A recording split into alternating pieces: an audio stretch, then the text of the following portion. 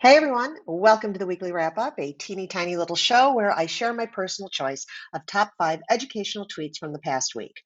Why? Because Twitter is a goldmine of tips, hacks, and info. If you don't have a personal learning network, please allow me to be that for you because social media isn't for everybody. And frankly, you're just super busy. So here I am doing the work for you. Now let's get to it with this week's top 5 tweets in no particular order. So the hashtag that starts this tweet immediately stopped my scrolling in its tracks. We talk a lot in education about equity, but how often do we discuss equitable retakes?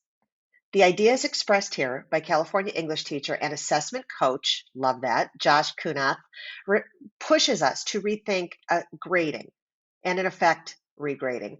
I encourage you to follow this account as Josh documents grading reform in his own classroom. So he's walking the walk and talking the talk. The ideas and thoughts expressed are spot on.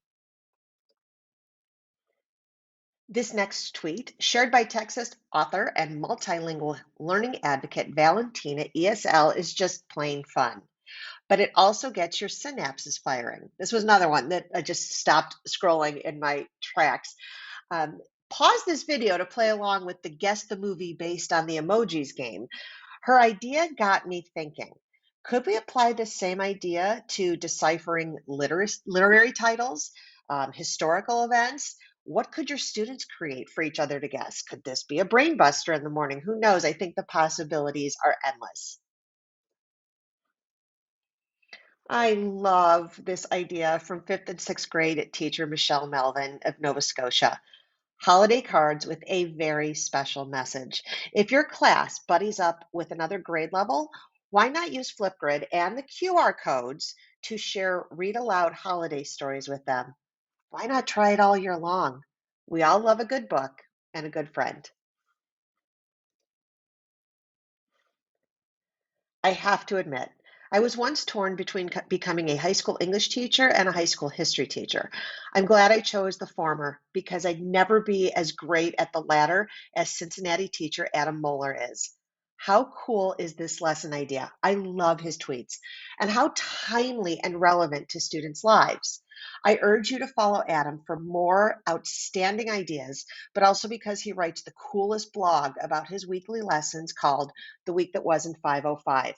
Lots of learning. If you're a history teacher, his blogs are like a how-to. And finally, if you're a Google school or district and you're looking for some end of the year activities that get students actively thinking and creating, click the link in this post by Google EDU content manager Monica Martinez. Students can use Google Workspace apps to create holiday cards with slides, to make movies and animations with Google Photos, to experience the holidays over the years with Google Arts and Culture Stories, and many other sweet ideas. There's even a Santa tracker for the younger kiddos. This extra tweet doesn't have anything to do with education, but it's just as important. As many of us prepare for the holidays, there are many others who are just trying to get their lives back after last week's horrendous storms. I encourage you to make a simple $10 donation to the Red Cross, which, if you follow their account, is offering tremendous and heartwarming assistance and comfort to those who need it. Please simply text Red Cross to 90999. And that's it. The top five finds on Twitter from the past week, plus one. I hope you find them useful for your teacher life.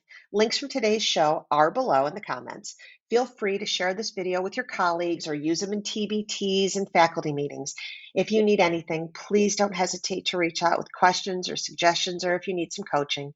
I'm Stephanie DeMichael, learning designer and instructional coach with the Educational Service Center of Northeast Ohio. Thank you, thank you, thank you so much for your support this year. Have an amazing holiday season and a restful one, and I'll see you in 2022.